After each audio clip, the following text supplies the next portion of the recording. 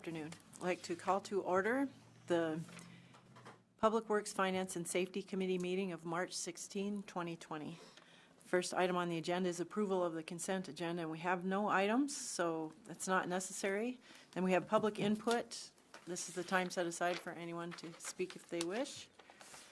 See no one here. We'll move to item 4, approval of the agenda. I have a motion by Y and a second by Rademski, I think. Any discussion? All those in favor signify by saying aye. Aye. Those opposed signify by saying nay. Motion carries. Item 5 is the regular agenda.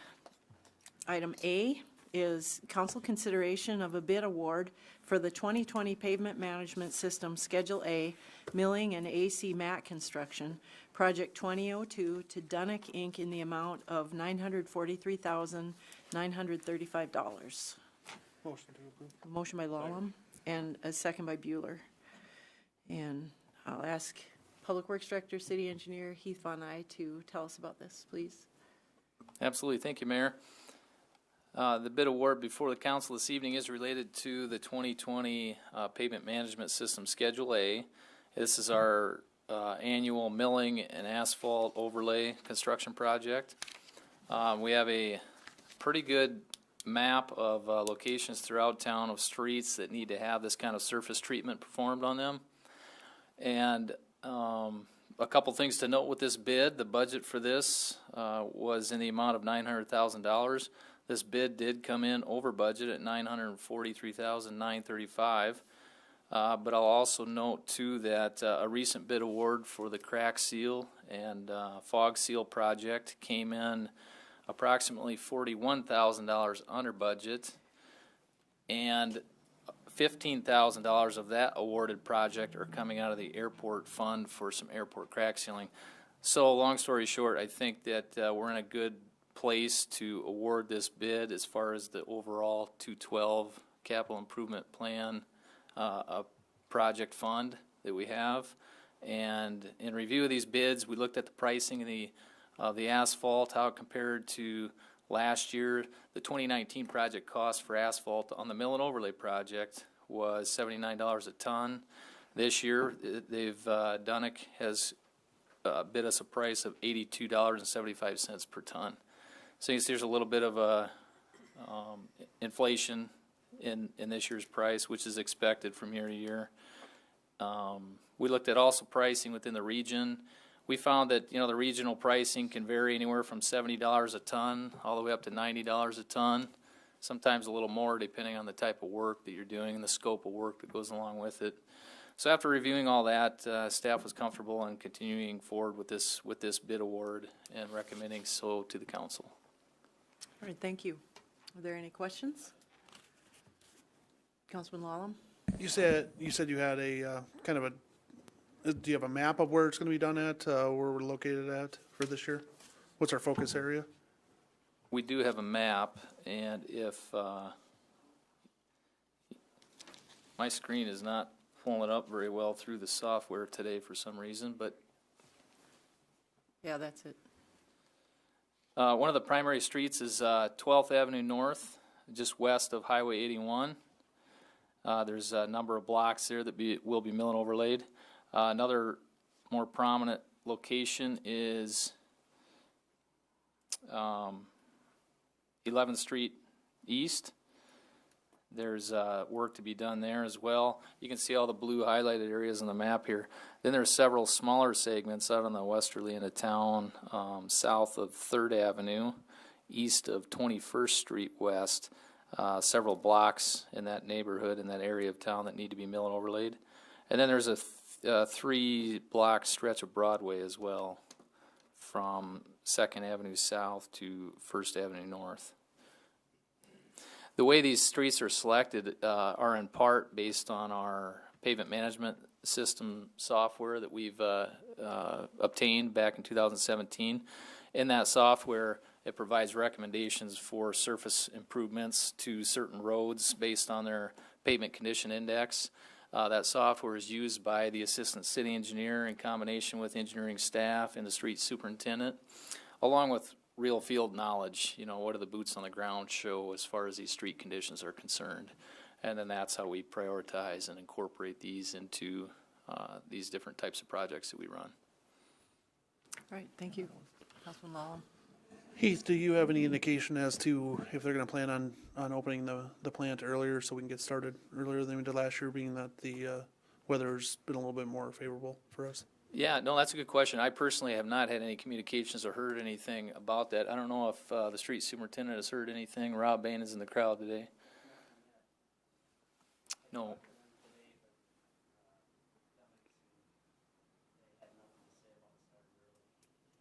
No, last year we seemed a little bit later. It was late last year. There's no indication that it's going to be early this year is what Rob said. We can hope. Councilman Billhauer? Heath, when did we open those bids? For this particular project was, let me double check, February 19th. What risk do we have either from our timing or from Dunnick's cooperation or resubmitting if we were to rebid this? Where I'm coming from is I don't feel that price increase is justified. From $79 last year to $82 3/4 this year. I mean, look what oil prices have done, and that's a big driver for asphalt prices. That what's the risk if we were to rebid this? Well, you know, those questions come up when you see activities like this across the nation. You'll see in my RCA, I noted the oil pricing last year started out low at $46 a barrel and then increased throughout the year through the end of 2019 up to $61 a barrel. Well, now in 2020, it's the exact inverse of that. We started out at 61 and now we're down to about $30, if not even less at this point. Now, I can tell you that the contractors' bids, they're not necessarily focusing on real-time oil prices. They're a lot of times paying for material that's already on hand or already bought on separate contracts under other pricing. So if we were to push this off, that may not benefit us if that is the case in these guys' circumstance, which I assume it might be that they're basing their bid off of material that's been purchased by contract under a price that's may or may not be within the market today. I guess I can't speak to that. Any other questions or comments? All right, I'll look for action. All those in favor signify by saying aye. Aye. Those opposed signify by saying nay. Nay. Need a roll call? Or can I just say, yeah?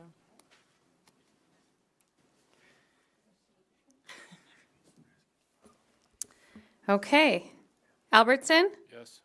Bueller? Yes. Hoyer is absent, or is he on the phone? No. He's Okay, absent. Holeen, absent. Lallam? Yes. Manti, absent. Rademski? Yes. Roby? Aye.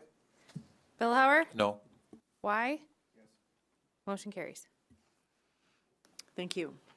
Item B is council approval of a bid award for the wastewater treatment administration building project number 1917 to Gray Construction in the amount of $3,510,000. So moved. Motion by Vilhauer and a second by Albertson. And I would like Heath to tell us about this one as well. Thank you, Mayor. This particular bid is for the new structure out of the wastewater treatment facility. On that complex, as council's aware, we are building a new administrative building out there. I've gone through a lengthy design process and a process to obtain an SRF funding through the state for this project. And all the appropriate checkoffs for that funding have been gone through as far as this bid is concerned. We are required to submit the bids to the state for their review and approval before we award the bid. That process has all been taken care of and with help from our consultant, HDR. And we're at a point now where we're glad to report the bid in this case came in at just over $3.5 million. And the engineer's estimate of probable cost for engineering and construction was a little over $5 million. Now you'll see a subsequent action to this one. We do have an engineering services contract on for tonight, but the two of them combined is still well under that $5 million budget that we had targeted. and engineering and our consultant HDR and the wastewater staff, Mike Berger, wastewater superintendent's here this evening, are all more than comfortable in recommending this bid award to Gray Construction for the building of the admin building out the wastewater treatment facility. All right, thank you. Questions? Councilman Billhauer? Heath or Mike, was the, and this is a pleasant surprise, I mean, compared to what the estimate was, I mean, was the estimate just that much on the high side, or were there things cut out that were in the original estimate that weren't bid at ultimately, or just surprised at the big difference in numbers? Yeah, I think that this, my understanding from the consultant is this was just a reflection on the market at the time we got our bid out was strong in our favor, that these building contractors were looking for work at that time. I would note that this bid was pretty comparable to the other couple, 2 or 3 more that were received. So it's not like this was an underlier by any means. It was $1 million or $2 million off. It was fairly close bid between the next low bidders, between the 3 that we received. Okay.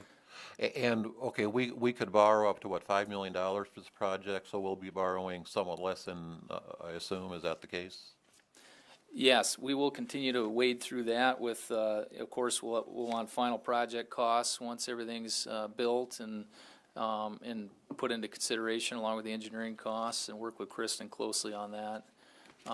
We do also have clarifier needs out there at the plant too that have to come from wastewater cash reserves as well. So we're trying to keep all that in check as we wade through the loan amount. Okay, thank you. Any other questions or comments? All right, I'll look for action. All those in favor signify by saying aye. Aye. Those opposed signify by saying nay. Motion carries. Item C is council consideration of a professional services agreement for construction administration associated with the wastewater treatment facility administration building with HDR Inc. in the not-to-exceed amount of $369,965. A motion by Lallam and a second by Bueller. Heath, want to tell us about this, please? Yes, thank you, Mayor. As I mentioned, this is related to the aforementioned action item that was discussed. And this is for the construction and inspection services, the construction engineering that's involved in a project like this. As you can imagine, it's pretty extensive to have full-time engineering inspection services when required on a structure of this magnitude. And so that is a function that we can't perform in-house and have to consult out. HDR, being the design engineer on this project, makes sense to plug them in as the construction engineer for inspection services, and they've provided a contract here with us just under $370,000. And again, that amount in combination to the recently discussed bid of a little over $3.5 million, that total brings us to $3,879,965 for those 2 construction and engineering services. Again, well underneath our targeted $5 million that we had on budget. Great, thank you. Questions or comments? Councilman Billhauer. I should have asked this at the last item. Relative to the loan, was that interest rate fixed when we, it was, okay. Okay, so I mean, interest rates, I mean, the Fed's cut the rate to 0 now, so that won't affect ours, darn. Okay. Fair question, though. Any other questions or comments? All those in favor signify by saying aye. Aye. Those opposed signify by saying nay. Motion carries. Right, item D, can I see the agenda here? Okay, it's still on there. I thought that had been removed. So item D is council approval of resolution number 20-11, requesting the DOT hire infrastructure design group to perform the 2020 bridge inspection services. And we're not ready for that, is that true? No, we are, Mayor, and since it's still on here, I can go ahead and quick touch on this one too before we get into the engineering design standards. I was going to just postpone this to the regular council meeting for discussion, but we can okay. discuss it here since Okay, it's on there. the council, full council It agenda? is on the full council agenda too. Okay, so, can I get a motion before we? Motion by Lallam and a second by Rademski. All right, Heath, go ahead. So this item relates to, every year we have to pass a resolution in related to our, in relation to our bridge inspections that are performed annually.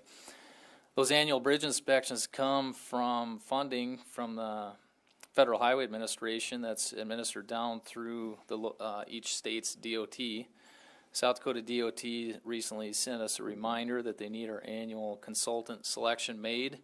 They need that made by function of a resolution through the City Council. And what we're proposing, what staff's proposing to the council tonight is that we recommend IDG, Infrastructure Design Group, as our consultant to perform our bridge inspections for 2020. If you recall, we have 10 structures that are on the inspection list, and those are alternated every other year. We have a group of 5 each year that we perform the inspections on. And I thought I had a map here to show you, but it's not showing up. Anyway, so we'd be performing the 5 bridge inspections that are due this year through the consultant, through the DOT's funding program. And that's what the resolution helps accomplish to get that started. All right, thanks. So this is an annual thing we do. The last few years, we've used Infrastructure Design Group. So they've been consistently reviewing these same bridges every year. Any questions or comments? Councilman Lallam? Heath, does this go out to a bid as well, or do we just, and if so, is there any other bids that were submitted? No, that's a good question. This, the DOT sends us a letter, and with that letter is an attachment of approved consultants. They simply ask the community to select one of those consultants off that list. IDG is one of over a dozen probably that are on that list. They're state qualified consultants to perform bridge inspections under this funding program. And of course, with them being local, it's been convenient to have Vanessa perform that work for us right here in Watertown the last couple, I believe the last 2 inspections IDG has performed. Did anyone else provide a bid? No. Okay. We don't get a bid. And Vanessa was doing the inspection when she worked for Clark Engineering. And we had Clark Engineering doing it at that time. And then when she switched over to IDG, we switched with her to get the same inspector. So it's consistent. Councilman Vilhauer? And excuse me, and that's an 80-20 cost share, is that correct? That we pay 20% of the cost and the DOT or the state pays 80%? Yes, that's correct. And the total cost for this inspection work has been trending a little under $14,000. So not a huge expense, but it is a cost share between the state and ourselves. We pay 20% of that overall bill. Councilman Vilhauer, you're correct. Any other questions? All right, all those in favor signify by saying aye. Aye. Those opposed signify by saying nay. Motion carries. Item E is council approval of resolution number 20-12, adopting the 2020 engineering design standards for the city of Watertown, providing the technical design criteria to be required for certain infrastructure improvements being proposed for construction within the city. I have a motion by Vilhauer and a second by Lallam.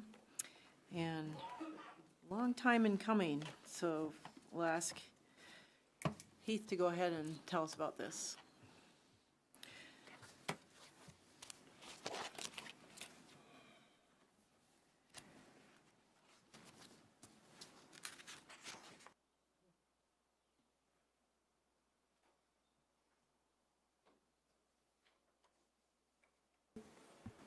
Thank you, Mayor.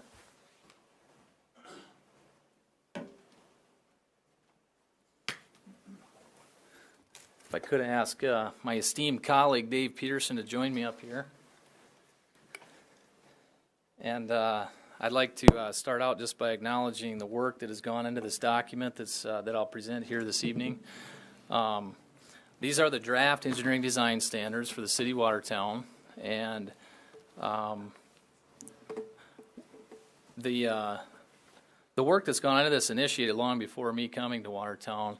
There's been, I think, at least 2 prior city engineers that's put work into these design standards, along with assistant city engineering staff. The mayor herself is a former assistant city engineer. My former colleague, Colin Paulson, and his work that he's put into them.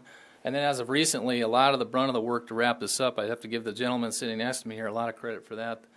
Former city engineer himself, Dave Peterson, who's been helping fill in part-time due to some vacancies and positions in the engineering office right now. So with all that effort and all that work, I also want to express the interest that the development community has in seeing these adopted. The development community has spoken recently through a committee that they've established on how to help foster some proficient, productive development review processes. This, I think, was apparent to them was one of the missing links that was needed for the city of Watertown, which I wholeheartedly agree with, to implement some standards that give their consultant, their design engineers, a standard to go by when they're compiling their plans and specifications for their developments. So with all that being said, I think this is a long-awaited document here that we've got before the council tonight. And I've got a good handful of slides here. Some of these sections in the design standards I'll kind of breeze through, and a couple of them I'll focus on a little more heavily because of the stature of them as far as how they stand out and how they their effect and some of the basic construction components for some of the developments that we see. So when we talk about engineering design standards, the first thing we look at and reference is our ordinances. And I just wanted to point this out that our city ordinances do currently reference our engineering design standards in a couple of places. The two places I wanted to cite specifically relate to the use of design standards and then also the reference to a professional licensed engineer to perform the design work. Chapter 24 in the city code is probably the most related section of city code in relation to how it ties into the use of these engineering design standards. Chapter 24 are the subdivision regulations for the city, and it gets into detail about how land is subdivided, how it becomes platted, what it takes to get a building right on that land, and all the sequencing and processes that have to go through. One of the components in that development process is to submit and have approval of construction plans. That's really the heart of what these engineering design standards do. They help steer the design that goes into those construction plans for public infrastructure that's going to be built on any subdivision or development for the city of Watertown. So you see a couple sections there in Chapter 24 that reference the engineering design standards already.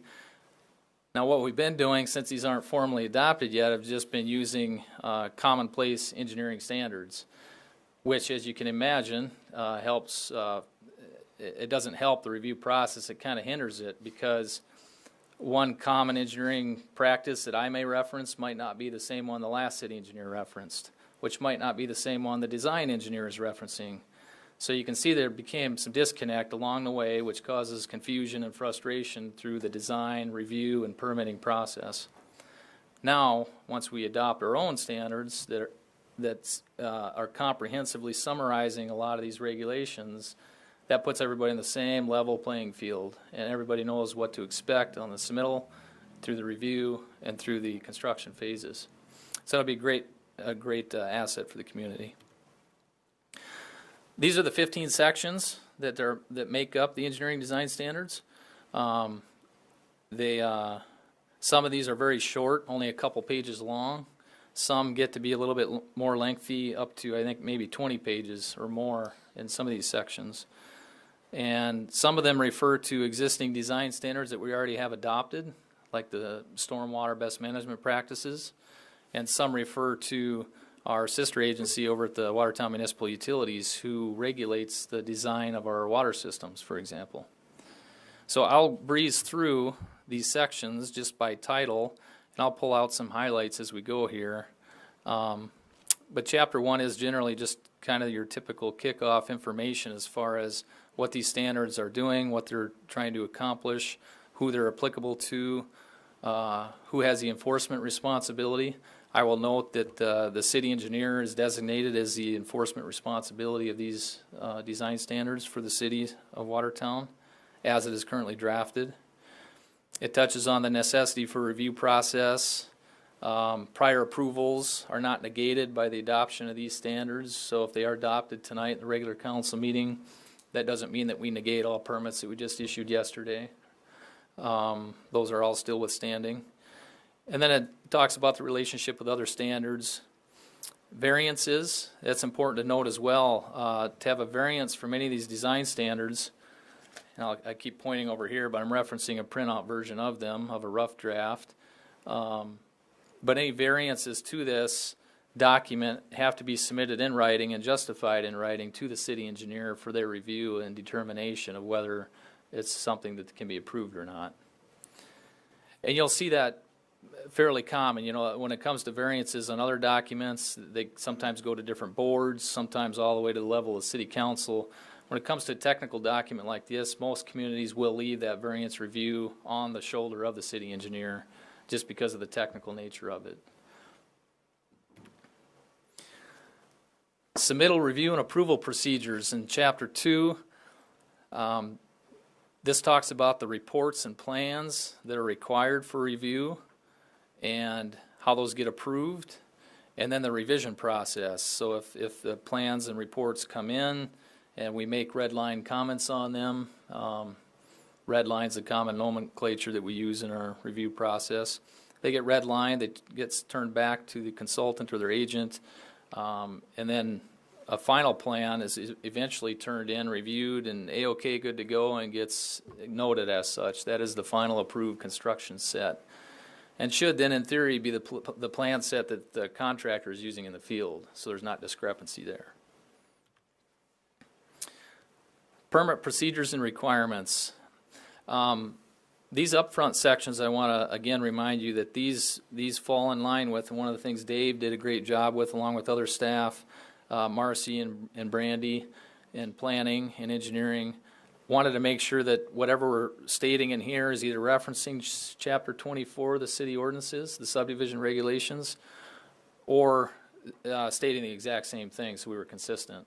And so some of these upfront sections like this one, the permit procedures and requirements, this outlines some of the different permits that we require to construct certain things throughout the community, and then talks about the bonding that's required for the contractors to perform that work, and the different construction specifications and traffic control that they need to be mindful of, and other responsibilities when constructing things within the city. Chapter 4 talks about utility easements and utility locations. It requires that all public utilities be in an easement if they're not already located within the right-of-way. It identifies the minimum width of those easements depending on the type of utility it is. You know, our common utilities that we see are drainage easements. We have sometimes we'll have water line easements that run outside the right-of-way. Sanitary sewer easements that again run outside the right-of-way. But this section really covers a lot of those components. Chapter 5, we get into street access and parking lot criteria. This is one we'll focus a little bit on. I've got a couple takeout graphs from the chapter that we'll talk about. The first item in Chapter 5 talks about traffic studies. We do not require a blanket traffic study for all development in Watertown. I don't think we've required one for any development since I've been here. What the adoption of these standards will do is it gives a threshold on when a traffic study will be required.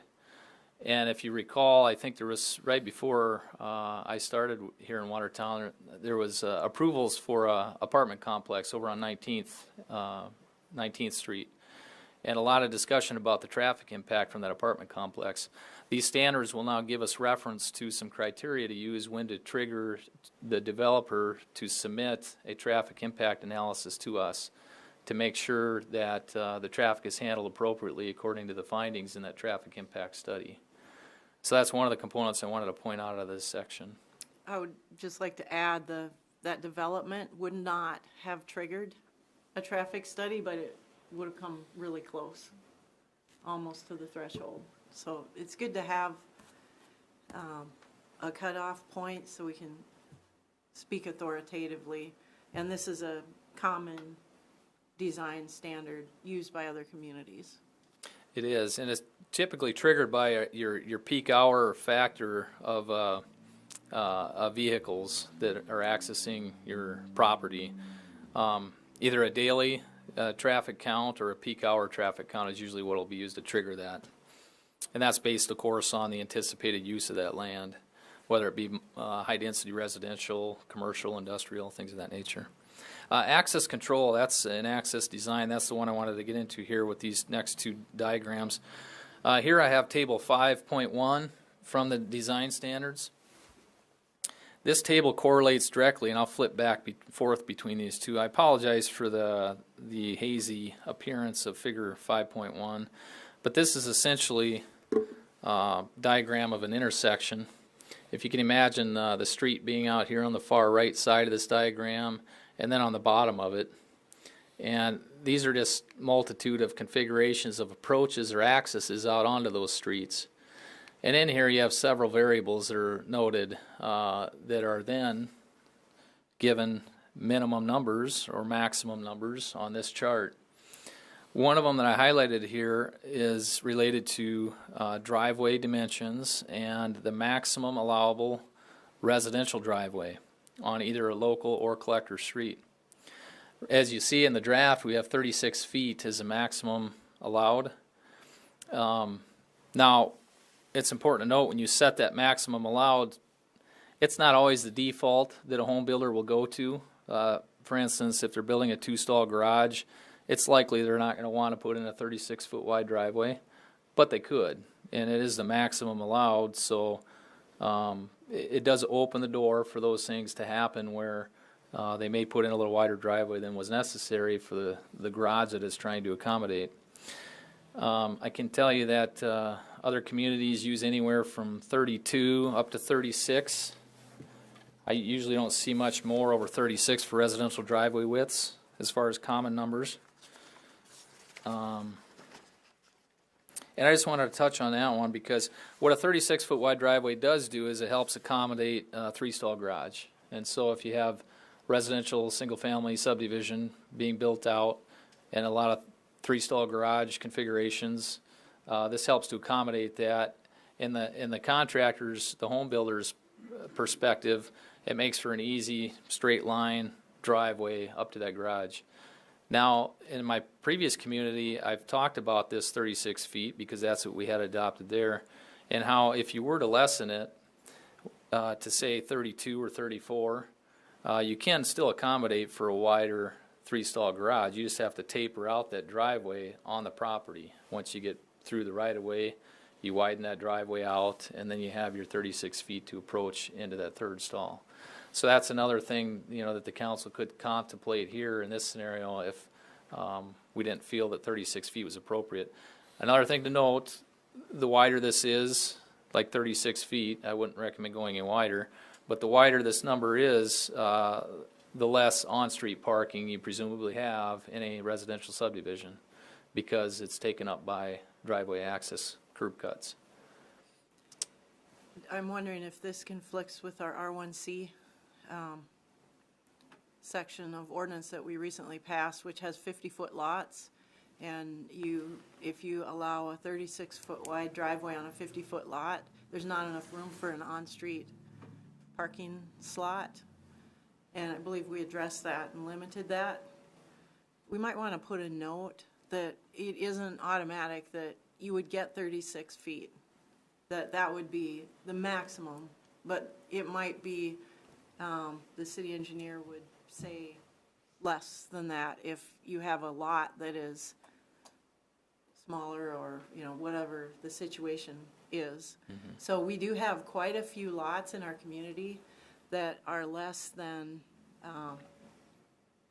75 feet, which, a 50-foot lot and a 36-foot wide driveway is telling the neighborhood there's no on-street parking. R2A, and yes, R2A has a 50-foot lot width minimum. So I think we want to make sure that isn't construed to mean that anyone can have 36 feet of driveway width. And another thing I would like to point out is that we have very firmly held to not allowing driveways on collectors and arterials and for residences. And this states that when they're there, they have a maximum of 36 feet. That, I don't want to give the impression that you can plat a lot with a 36-foot wide driveway on a collector route, because that goes against what we've been practicing for maybe a couple decades. So we say it somewhere, I think, that driveways are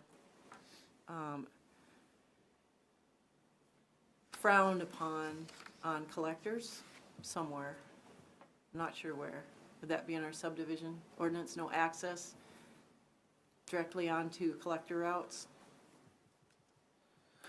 Yeah, no, that's a good question, Mayor. I don't know if I've come across that language in any of our other regulations as far as, I know that that's been discussion since I've been here. We've been astute to, making sure that those residential accesses are limited or prohibited on collector routes.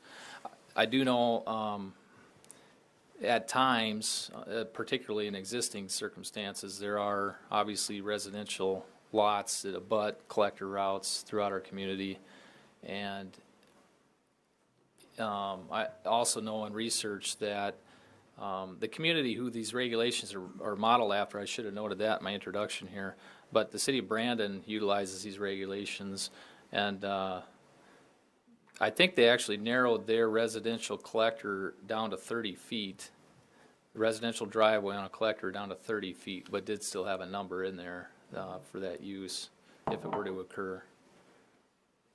Okay, well, I want to just put out I think we want to make sure that we're consistent. We don't want to mislead people into believing that because there's a driveway dimension given on collectors in this table, that implies that they get to have access onto collectors. I think somewhere in this section should say that we don't want driveways. We prefer not to have driveways directly going on to collector routes. So it's like 19th Street, the north part of 19th Street, which was platted after the 1980s, doesn't have direct access from driveways, and the southern part of it, which is older, does have some.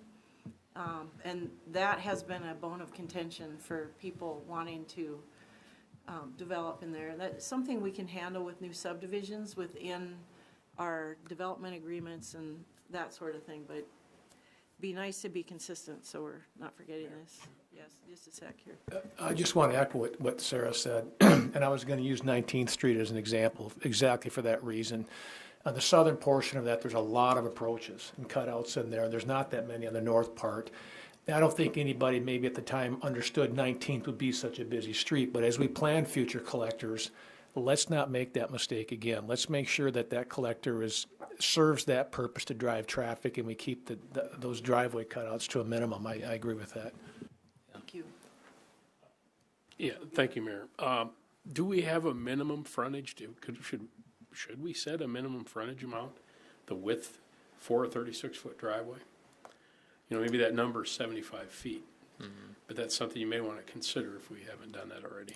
Well, and our R1C code in the Title 21 does talk about that you, in a way, that you can have a driveway width that allows for at least one 20-foot wide parking space per lot, I think is how that's listed.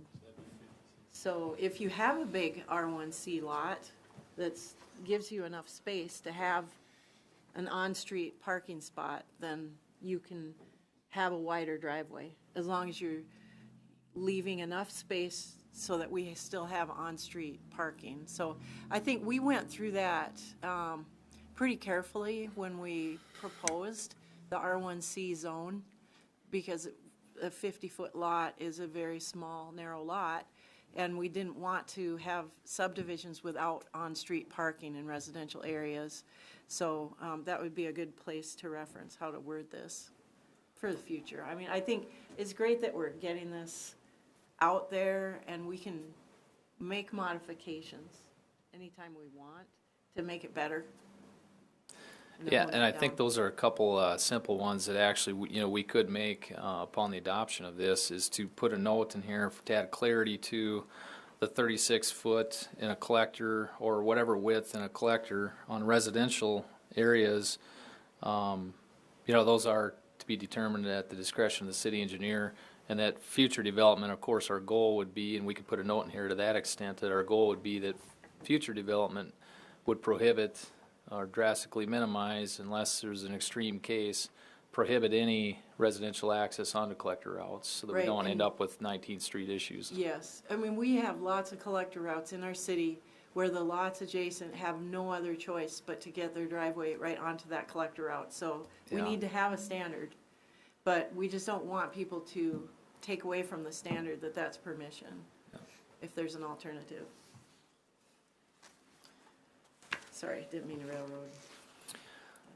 As of now, are we okay with that 36 in this document as it stands, and are there any proposed reduction to that number here this evening? Councilman Rowley? I like Bruce's idea. I just don't want to see lots where it's all driveway and there's no parking in the street. Yeah. Okay, Yeah. all right. Yes, Councilman Bueller. So your proposal then would be 56 feet then, if you needed that additional 20 feet of space, is what you're saying? I would say that instead of saying a width, that there has to be at least 20 feet, or whatever we said in the R1C. I could probably pull it up. Can you pull it up? To allow for at least one on-street parking slot per lot. And 20 feet is, I mean, that's a pretty skinny. A lot of vehicles can't fit in a 20-foot slot. That's a bare minimum, but. If there's language in that R1C, Mayor, that Dave and I could reference, we could incorporate that as an amendment here. Okay. Adam's bringing it up. Why don't we continue on? Great.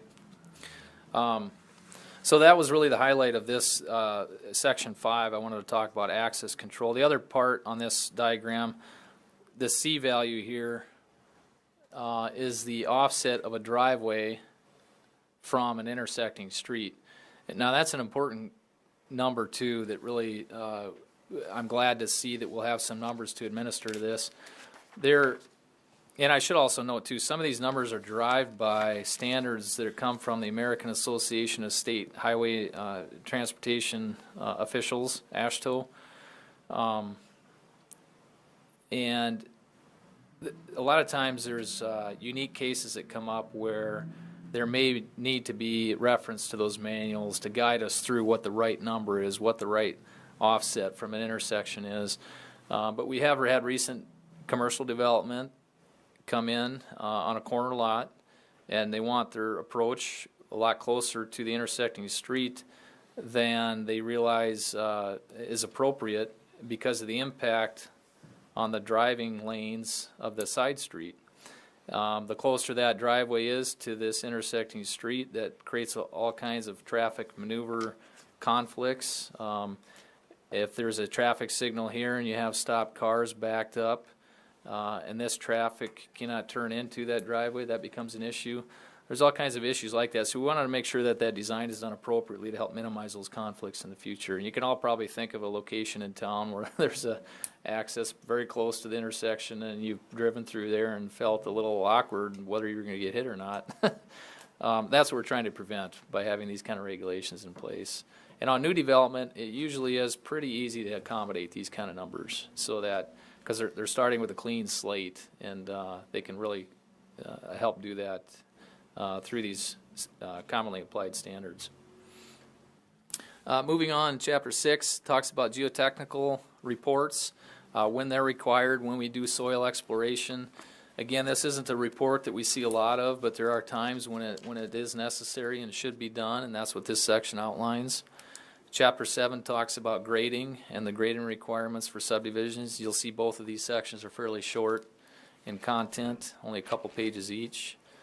Chapter 8, another big one that I wanted to point out. This is a longer section, almost 30 pages long, but it talks about street design and pavement thicknesses. And the couple of components that I'll skip right to here are Right-of-way widths and roadway widths. Now, these are two components that are typically one of the most that are up front and present in the public. Once something gets built and everybody's driving to and from it, whether it be a residence or a new commercial development, this is usually one of the first impactful things that the community observes, feels, and can relate with, because it's stuck that way for quite a while. However wide those roads are when that development got built is how wide they're going to be for quite some time. So we want to make sure we get this part right too in reference to roadway widths. Right-of-way widths, our comp plan, we did reference that to see and make sure we were consistent with it. And it does say for local streets we have at least 66 foot of right-of-way. That number grows as you get up into a collector and arterial functional classification of a roadway. Of course, the larger the roadway, the larger the right-of-way needs are. So that's how we have drafted that with the right-of-way widths. Roadway widths, what we're proposing is just over a 39-foot back of curb roadway width as a minimum. This would allow for 2 8-foot wide parking lanes and 2 11-foot wide driving lanes. And that number, of course, also grows as you get into industrial zoned areas and on collector and arterial streets. Those minimum roadway widths widen out. I wanted to show you a handful of slides here, and then we can talk through the appropriateness of these numbers and whether we should be a little narrower on these minimum widths or not. Here's an example of a street that's only 28 feet wide. This is Prairie Hill Circle. It's a cul-de-sac. Some communities will allow their cul-de-sacs to be narrower. The city of Brandon does, for example, in their standards. What this 28-foot wide, this is face to curb to face to curb.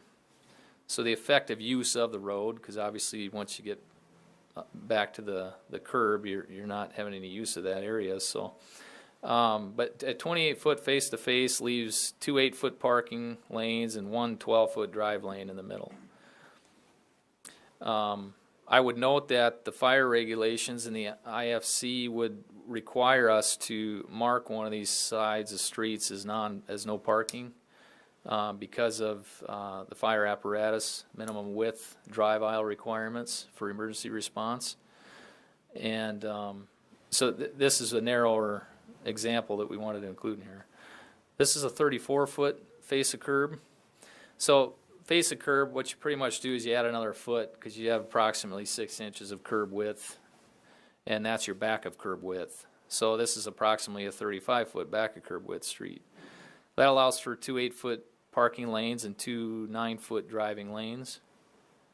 This is another same situation, a little bit different area of town. You can see where it gets congested in a hurry when there's a lot of traffic there. 2 9-foot driving lanes and 2 8-foot parking lanes.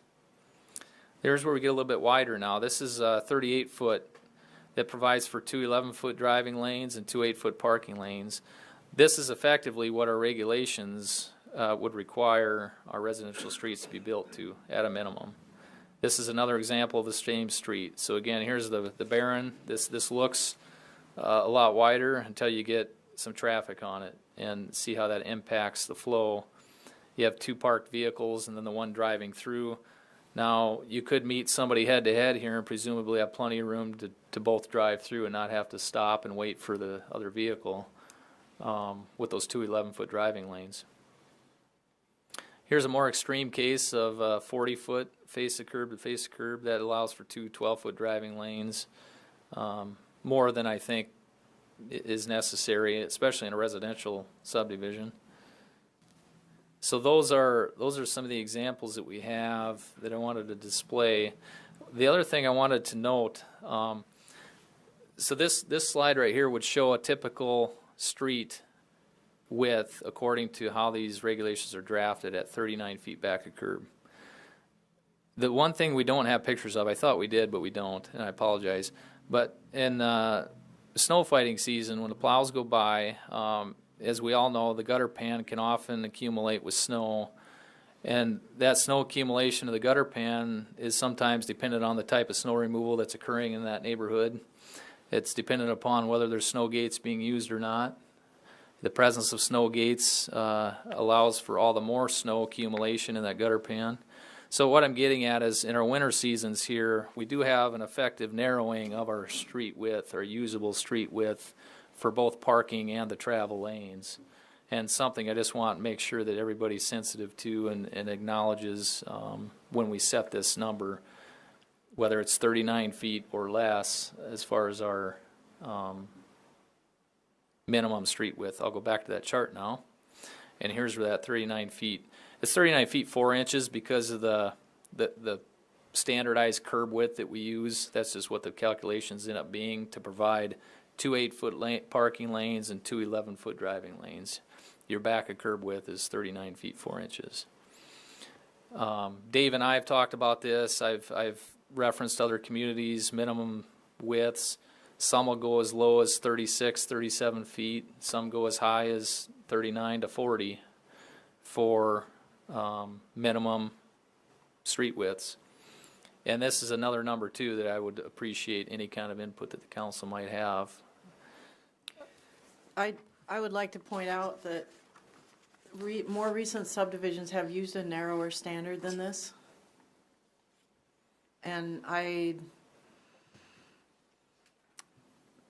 just to pull it off the top of my head, what are the most recent subdivisions that we've done? I haven't checked lately, but I know the Prairie Hills up there is less. Was this one of them, Mayor, that the developer spoke to you on behalf of? No. I don't recall. Okay. I know one of them that was built. I know that even the developer came back later and thought. No, that was the cul-de-sac that you showed. Where Okay. we're gonna have, so you're saying, and if we wanna be compliant with fire code, we're gonna have to mark this one side parking only? Correct, yes. Otherwise, we'll be out. That I don't think we wanna do, for sure. That's, we would want parking on both sides of a residential street in a neighborhood. We'd wanna comply with the fire code. What would that be? A minimum compliance with the fire code with parking on both sides? 32? Anything over 32. So from 26 feet up to 32 feet, the fire code says no parking allowed on one side. Okay, so Should be posted. we would want that to be at least 32 feet on a cul-de-sac. And what did you say? For a cul-de-sac, you said 30, 33 and 4 inches. Yeah, that's 32 essentially face a curb to face a curb. So that complies with the fire code. The wider standard for a through residential street is the one big question that developers have requested a narrowing of that. And I want to say, I think we went 36 feet face a curb to face a curb, which would be 37. And just so the council knows, we've been all over the place on these. And whatever we require is what we own and maintain forever. So we don't want to have excess asphalt to have to keep up. That's an issue. So what we're saying in the table is pretty generous. But it does allow you to open your door if there's a big high snowbank too, a little bit more comfortably than the narrower streets. If you have snow piled in the boulevard, people are gonna park a little bit farther out into the road and you're gonna end up with one lane. Councilman Bueller? Question, when you talk about cul-de-sac, the width for a road to a cul-de-sac, is it a 1 block length? Is that the maximum where you would go with a narrower road? Or, because if you've got, say you got a 6-block stretch that comes to that cul-de-sac, does that make a difference? And I just want to go on the record. I think that because we are a snow load country, I think we really got to be careful with this one. I know the mayor kind of likes the neighborhood street widths, and I agree that this is more to maintain, it's more to install. There's more expense, but I think there's a lot of safety issues that surround this too. You know, how you can react to somebody, a pedestrian coming out from behind a car, somebody who doesn't park right next to the curb all the time. There are a lot of different things I think that come into play, but I just want to go on record. from my planning experience and some of the things that I've seen, I think that we need to stay with the wider streets. Councilman Bueller, to your question on cul-de-sac lengths, that's something I've seen communities handle differently. Some will set that length of the maximum cul-de-sac length allowed according to a sheer number of lots, no more than 20 lots on a cul-de-sac, let's say. Others will relate it to the length of a dead-end fire main. And so that water line going down to that into that cul-de-sac ends up dead ending and not looped in to the rest of the water system, which typically isn't good for the water system depending on what kind of turnover will be in that line. So that's another driving factor that comes into play with the length of a cul-de-sac. And it's kind of all over the board that you'll see. Some will just put an arbitrary length to it, no cul-de-sac longer than 500 feet.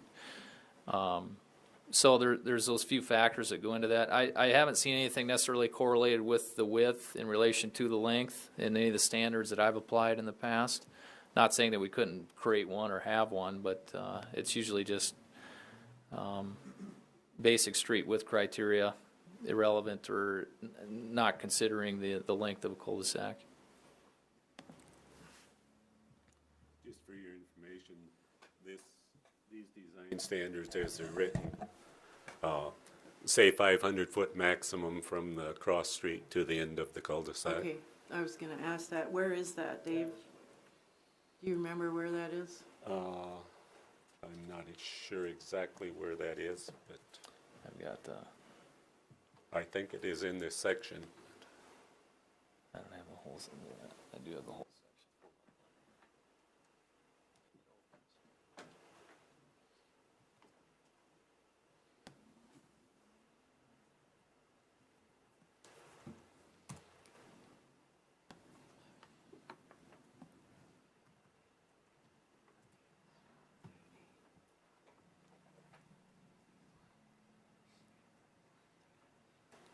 So Cherry Drive and 27th Street, I just drew up the approved plans.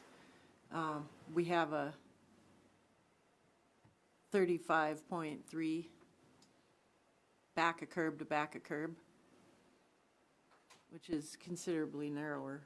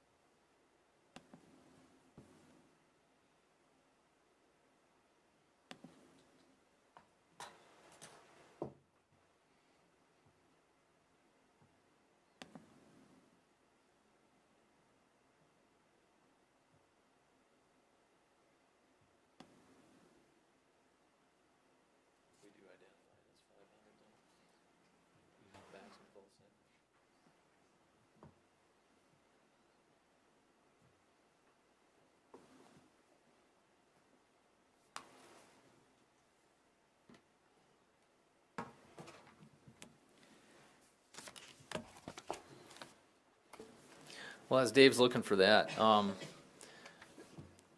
the other components in this chart, there are several. It talks about the type of curb that we allow, which is all 6-inch vertical curb. We currently don't allow any what they call a mountable or rollover curb, where you can essentially just drive over it. Some communities do allow that. We require a 6-inch vertical curb in our standards, and which creates the need to form a formal curb drop for each driveway or approach. Again, in snow country, I think that 6-inch high back curb is a little more accommodating to the snow removal equipment and the snow storage. Let's see, any other highlights from this chart? Again, we reference the AASHTO standards for some of the horizontal and vertical alignment control for street design. That's pretty well the highlights from, the sidewalk. I'll point that one out quick too as well. Sidewalk width, we went to a straight 5-foot wide sidewalk throughout town, whether you're in residential or commercial. Some towns will split that out and you'll be 5-foot wide in commercial areas, but only 4-foot wide in residential. The state, I believe, has gone to a default 5-foot wide sidewalk, and that's what kind of spurred us to fall in line with them and just use a 5-foot wide standard. So I don't know if there's any concerns with that, but that's another number that we could modify as well. I think that's good to bring up. The ADA requirement is 4 feet, and a lot of our sidewalks in town are 4 feet wide, but it's difficult for 2 adults to walk side by side on a 4-foot wide sidewalk. 5 foot is what ADA recommends, and no, they recommend we do 5. Did you want to say something, Councilman? Well, is that a 5-foot maximum or is that 5-foot minimum? That is a minimum 5-foot standard sidewalk width. So ADA is 4 foot. We're pulling in 5 foot. ADA recommends 5, They recommend 5. Okay. but they require a minimum of 4. So if anyone's replacing current, are they gonna have to follow a new requirement? We do have a note, you'll see in note 3 here under sidewalk, where sidewalk is attached to curb, sidewalk shall be 1 foot wider. Sidewalks that are being constructed or replaced adjacent to existing sidewalks may be the same width as the adjacent sidewalks with the approval of the city engineer. So if you have a 4-foot sidewalk and they're replacing one lot's worth of it, we wouldn't necessarily make them go in and put 5 foot in for that one lot width. It would make sense in that scenario to match the 4 foot on both ends. I found where we limit the cul-de-sacs. It's in section 8.7.6 to 500 feet, and that we'll get some pushback on that, because I think we did away with that when there was controversy. People want them to be longer. It's not good to be longer because snow removal is difficult, and we don't want to have cul-de-sacs, period, anywhere. But sometimes you do have to have them. It's not practical to do something else, but at least we limit the length. I don't know, did you want to weigh in on that, Rob, the street superintendent? On the maximum length for a dead end or a cul-de-sac? Cul-de-sacs are not a snow removal. You know, as long as we have a turnaround at the end, like Kristen Street up there on 7th Street, there's nothing to turn around. It's about maybe 1,000 foot. But as far as the length of cul-de-sacs, I think it's fine as long as we have something at the end to turn around. Okay, So I really don't have any input other than that. okay. Good to know. The other component to that I'll provide input for that I've talked to Rob about is just the presence of a cul-de-sac does compound our snow removal efforts because of the necessity to haul the snow out of those areas. But that's just whether there's one there or not. That's not necessarily anything to do with the length of it. So that is something we're also being mindful of as subdivisions continue to submit us designs. That's one recent one that we've reviewed. We've commented on that, and they've modified their design to accommodate our request to help minimize cul-de-sac installations, which was good to see. So I think that there's merit in that as well. So. Okay. I'll jump forward here. This is another one I want to touch on quick. Minimum pavement thicknesses. We have 2 types of pavement that can go down on our streets. It's Portland concrete cement. That's the white stuff. And then we have the asphalt concrete pavement. That's the black stuff. So ACP and PCC is how they're known in the industry. Both have the term concrete in them, and so technically that's what they're called, but that oftentimes causes confusion because we usually think of concrete just being the white pavement that's out there. Long story short, the concrete section, we're requiring a minimum of 6 inches on 6 inches of pavement on top of 6 inches of aggregate base course for local streets. Commercial and industrial and collector streets, we're requiring 8 inches on 8, and arterial is 8 inches over 12. And again, the top number is the pavement thickness, the bottom number is the base course, the granular, the gravel base course that we haul in and build our street pavement on. The asphalt streets, 4 inches on 12 for local residential streets, 6 inches on 12 for commercial, industrial, or collectors, and then 6 on 12 again for arterials. We should probably have a note in here for arterials related to AASHTO design standards for special street sections that need to accommodate heavy traffic loadings, a heavy amount of truck traffic. Again, some of this will be specific to the road being designed for, and the design engineer can oftentimes come up with different numbers than we're showing here, and there might be some streets where we may want to require more than this, but these are the minimum pavement thicknesses required for the street sections. Yeah. Councilman Villar? Heath, how do these compare with areas that we have had trouble? I mean, Northridge, for example. Great question. I know the base course has been sparse and fluctuates quite a bit in some of those areas of town that we've gone back in and reconstructed here recently. Some of those neighborhoods like Northridge where we saw premature failures, where we didn't get a full expected life cycle out of the pavement. I think we had anywhere from 2 to 3 inches of pavement on top of 0 to 8 inches of base. It really did fluctuate quite a bit. So this does tighten that up or strengthen that considerably then? It does, and one thing I'll point out, this 12 inches of base course, in our building conditions, so many of our areas of town have a high presence of groundwater, and that of course fluctuates from year to year and from season to season. But that base course layer is really a drainage layer to help protect and preserve the pavement surface. And with the more adequate base course layer, the better drainage that pavement structure is going to have to keep that water drained out and down and away from the pavement surface and help minimize some of those impacts that freeze-thaw cycle can have. Councilman Roby? I was going to comment on that too. I think this is Chapter 8's one of the most important things you've probably worked on. So again, I commend the department. Dave, thanks for helping out, and everybody because this is important that we get this in place. I want to comment specifically on this. When we accepted those streets up north, as the ones that Glenn mentioned, we shouldn't have accepted those. That's really what it comes down to. So in the future, when a street gets built, then it comes to the point where the city's got to accept it. Are we testing for this? How do we prevent that from happening in the future? Because that cost the city a lot of money, what happened up north. Yes, so Councilman Roby, to your point, the inspection process and the acceptance process for these subdivisions, we're following to a T as they're written in the subdivision regulations.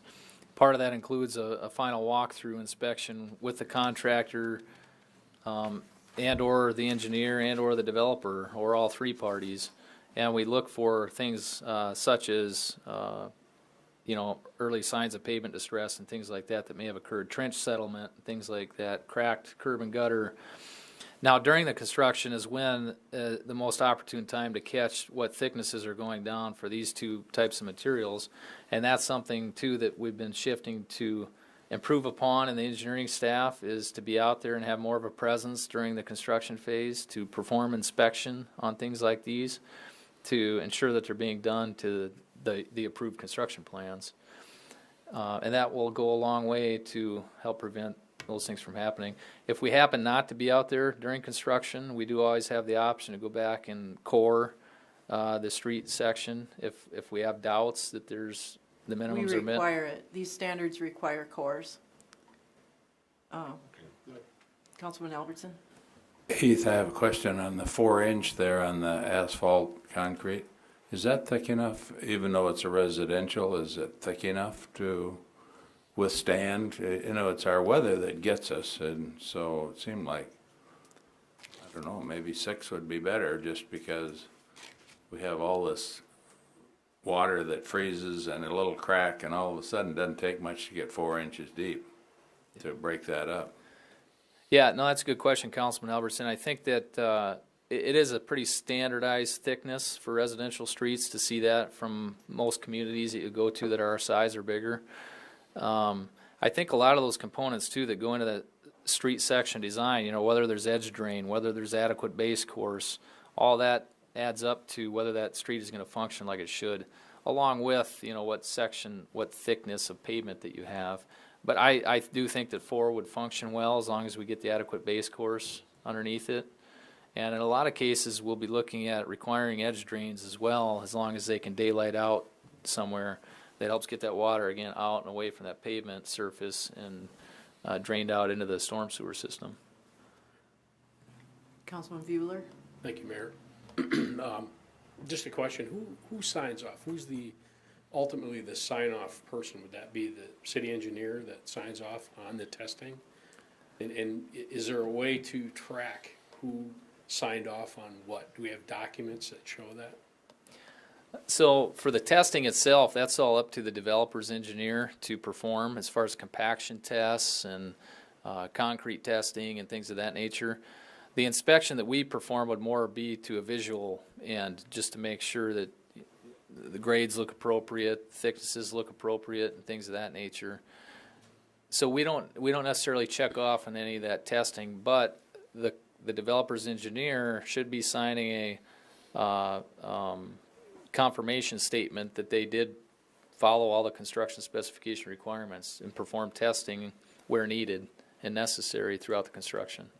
So we've probably had that in the past, but then we run into these issues, you know. So at some point, is there someone that is responsible for that within the city?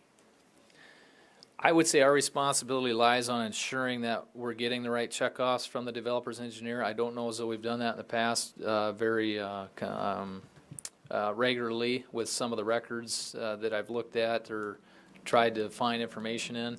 And if we're consistent with this process and the developer's engineer is checking off, providing certification, and we've got knowledge by our field inspection that the appropriate things happened as per the approved plans, I think that that'll go a long way in helping prevent some of these issues that we've had in the recent past.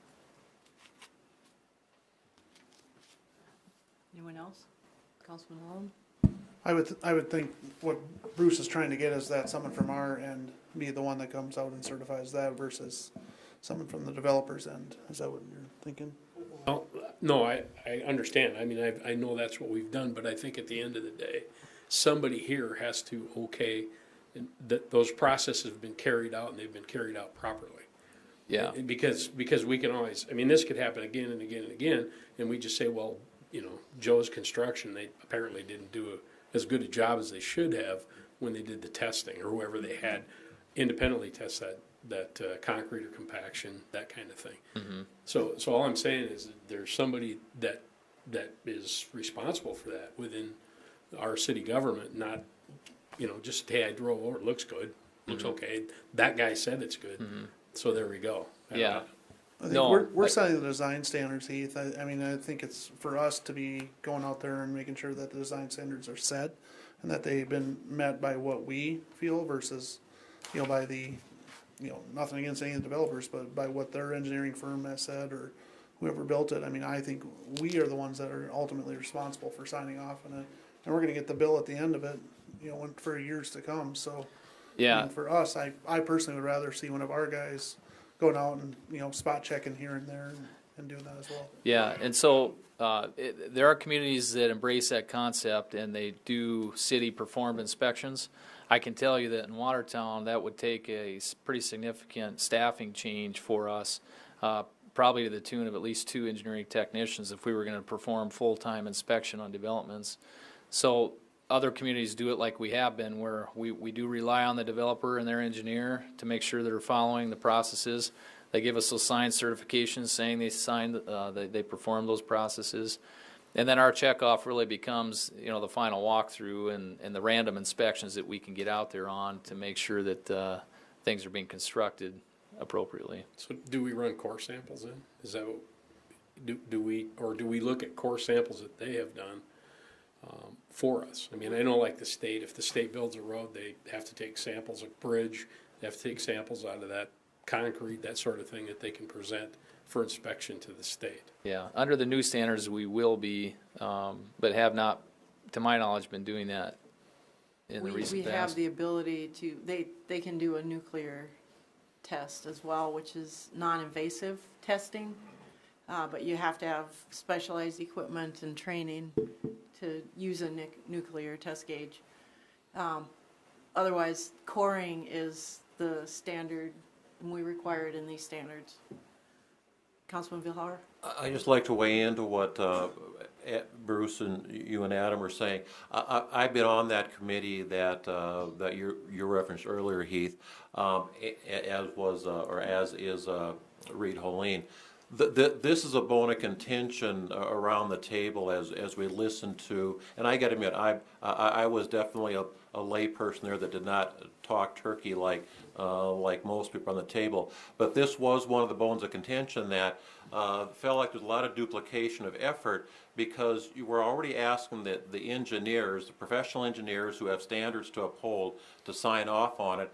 And then the rub comes when they felt like city was holding up the process by effectively duplicating what the developers' engineers had done. And as an accountant coming from the auditing world, I know exactly where they're coming from. I mean, it would be a duplication of effort, as I see it, as I've worked with audits over the years in my profession. So I hear where you're coming from. I don't disagree, but I think when you look at the cost involved and what does the timeliness of a project, I think what you're explaining, Heath, makes sense to me in what we're trying to accomplish here. Well, Glenn, let me kind of clarify. So, sorry. I'm thinking that it's an audit process, and if they're doing core samples, that we have an opportunity to look at those core samples and know what location they're from. I'm not saying that we would duplicate what the engineering group is trying to do that works for that developer. I'm saying that because what's going to keep us from having this happen again? But that's the thing. But it would be on a limited. I mean, you're right. If you use the term auditing, and I did, it'd definitely be a sample, and I think it would be a relatively small sample would satisfy what we're trying to accomplish. Right, Councilman Rademski? Heath, are these engineers that do these inspections that we rely on when they sign off on the paperwork, are they required to carry any kind of insurance in case this road does fall apart before, the expected life expectancy, so this burden doesn't fall back on the city? Short answer is yes. All engineers have, certain levels of liability insurance. Some of the things we also require is bonding of our contractors. Any contractor doing work in the community has to have a certain level of bonding put up with the city finance office and when they obtain their license to do work in the city. Now, when it comes to failures after we've accepted it, that's where it becomes a lot more challenging. You typically, once that acceptance has been made, we've done a final walkthrough, the year warranty has expired, we've gotten to a point where we've accepted it. It's the city's to own and maintain in perpetuity. Once we get past that point, it becomes very difficult to pull those parties back in if the road blows up on us. I can't say, I'm not going to say it can't happen, but it does become more difficult. That's where having the right procedures in place ahead of time really do help prevent those instances from occurring. If you have the right design standards, if you have the right checkoffs during construction, and then you have the right inspection process at the end, the right acceptance procedure, the warranty period, all those things really do help mitigate some of the things that we've seen, like up on the north end of town and some of these subdivisions. I guess I can't speak exactly to how that would come into play, get more of a legal interpretation of what the development agreement says, how the developer could be held responsible and or their engineer and or their contractor. I think that the connection we would have would be through that development agreement. Right. Great discussion. I'll quick breeze through these next few sections. Sanitary sewers. This is Mike's world right here. Pretty straightforward stuff. It all flows downhill, and that's how we want to keep it going. So, no, it does get into some lift station design criteria and things of that nature, but it's a pretty straightforward section. There's minimum pipe slope requirements, minimum pipe size requirements, minimum manhole requirements, and all those pertinences that are related to the sanitary sewer system. Chapter 10, like I referenced earlier, this simply refers to Watertown Municipal Utilities and their design standards for water mains. Chapter 11 has talks about storm sewers. This gets into some of the design criteria that are two documents that we've already adopted back in 2008 or 9. The Post-Construction Stormwater Best Management Practices Manual. Pretty much that outlines our detention pond requirements and things of that nature. The measures that we need to put in place that stay there for the long term after construction is complete. All these sections of the design standards kind of get built on top of that and talk about really a lot of the things similar to the sanitary sewer section, minimum pipe sizes, pipe types, minimum pipe slopes, all the things of that nature.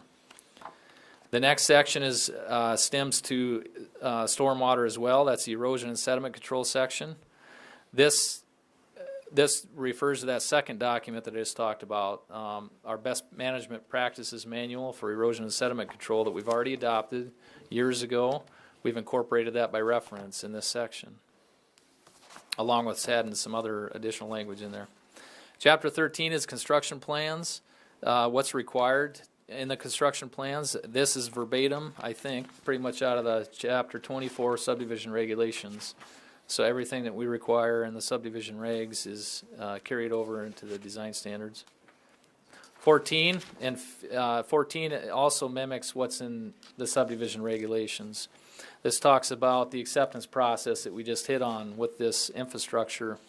What does that final acceptance process look like? What are the developer warranty responsibilities and the things of that nature? And then Chapter 15 talks about inspection and testing. And the submittals, and this talks to Councilman Beeler's point and to Councilman Vilhauer's point. You know, they're required to provide submittals in regards to the inspection and testing, to provide us what the testing schedules were or are on a project. And then, again, all those measures that help us ensure that they've followed the proper procedures to build soundly within the city. Wrapping this up, really 4 pillars of success in administering design standards. I think that these really hit home to why these are needed, why they're going to be a great thing for Watertown, why the developers, their engineers, the city staff will all be able to work together, because each and every one of us that are stakeholders in this are going to have guidance, we're going to have consistency, we're going to have efficiency, and we're going to have longevity to the products that are built out there. And I think that this really hits home the intent of these standards to provide these 4 things for this community.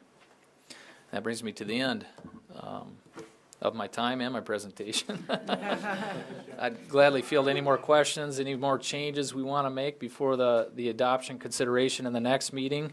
We do have it as an action item to adopt these in the next meeting, and we'd be glad to make any tweaks or modifications in conjunction with that. Okay. Councilman Rowe. Quick question. I know you got input from the developers on this. I hope this is received well by them, because I think a lot of the things we've heard is we just want to know what the rules are. You know, and though we've had things published before, I think the fact that you formalized all this, I think is going to go a long way to preventing what was happening, and that was a lot of things ending up in the council. We found ourselves negotiating developer agreements. We should not be in that position, rarely, if ever. So again, thanks to the department. Dave, thank you for coming on and help out, and the whole group that did this. It's important. Yes, Councilman Roby, to your point, we have indirectly received some input from the developers. You're exactly right. They want to see these adopted.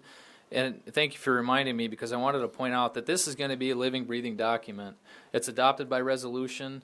What I've done in past communities is we keep a running list of red line notes in our design standards book of things that aren't working well and don't fit the community well. And we'll continue to do that. I'll make sure we do that. Our staff does that here in Watertown. We've even collected input from consultants, engineers, or design engineers for the developers throughout the year. And I would estimate, with this being brand new, you know, a year out, we might have a good handful of housekeeping items we want to update.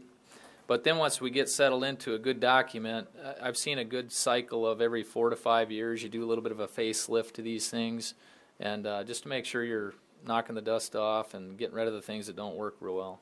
So, thank you. Thank you. Councilman Vilhauer? I got a question. I recommend that we recommend to the at the full council meeting that we approve this, but will we have, because we're out of time here now, will we have more chance to discuss this? Sure, if Because you'd like to. Because I've got a few questions and comments I'd like to make too when that time comes, so, but I would recommend that we recommend it for approval right at this point. Yeah, we have a motion and second on the floor if we're ready to take action to make that recommendation to the council. All those in favor signify by saying aye. Aye. Those opposed signify by saying nay. Motion carries. Okay, is there any old business to discuss? Oh, F, oh, okay. F is contribution of urban renewal loan funds to the Watertown Development Company for management of the loan program. And I'm not looking for action on that because we're not ready for that one. So, sorry, skipped over it. So now, old business. None. Any new business? We will not be going into executive session, so look for a motion to adjourn. Motion by Vilhauer and a second by Rademski. Any discussion? All those in favor signify by saying aye. I did. Okay. All those opposed signify by saying nay. Motion carries. We're going to take a brief break, and then we'll come back for the